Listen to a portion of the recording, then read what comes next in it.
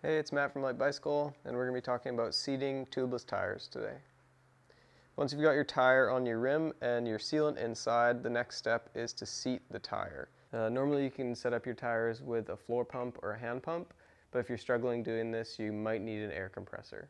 Normally you'd inflate a mountain bike tire to around 30 to 40 PSI. You want to make sure you're being careful when you're inflating so that you don't go too high. That could damage the carbon rims.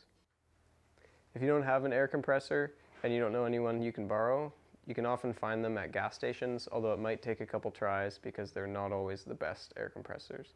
You want to make sure that the air compressor is full and has a smooth flow. A visual check that you can do when you're seating the tire is to just go along each side, making sure with your eyes that the bead is not twisted and it's evenly spread on either side of the rim bed.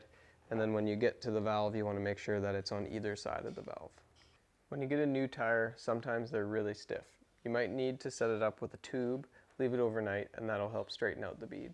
Before you inflate your tire, always check to make sure that the valve is clear of any sealant. This is going to make inflating easier and a lot less messy. To make sure that the pump or compressor matches your valve, you might need an adapter. You can find a press to Schrader adapter at your local bike shop, and they're super cheap. If you're using an air compressor, some attachments require that you remove the valve core. If you have a tool like this, that's going to make it a lot easier. If you don't have a valve core tool, you can use pliers instead. You just want to be careful of the threads on the valve. Although air will still enter the tire with the valve core in place, there's a bit more resistance. Removing the valve core is going to allow air in much faster. This is going to make it easier to seat the tire, and that's why we suggest removing the valve core if you're having trouble inflating it. If you're inflating the tire and the valve core is removed, you want to make sure that you've got the core and the tool handy, because after you pull your hand off, there's going to be a lot of air shooting out.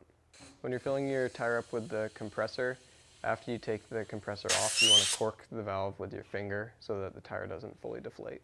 When you remove your finger from the valve, quickly screw in the valve core with your hands so that not a lot of air gets out. Some will come out, and that's okay. Finish it off with the tool. It doesn't have to be crazy tight. Once you're happy with how you've seated your tire and you've got the valve core back in, you want to just give the tire a spin to get the sealant all around. If you're using a floor pump, you want to make sure you don't push too hard on the tire on the bottom, or else it might come unseated. You're going to have to pump pretty vigorously. After you've inflated your tire to a good pressure, you'll probably hear a ping. That's a good sign your tire is seating properly. It's a good idea to keep an eye on your tire pressure before every ride. This is going to make you safe out there and have more fun.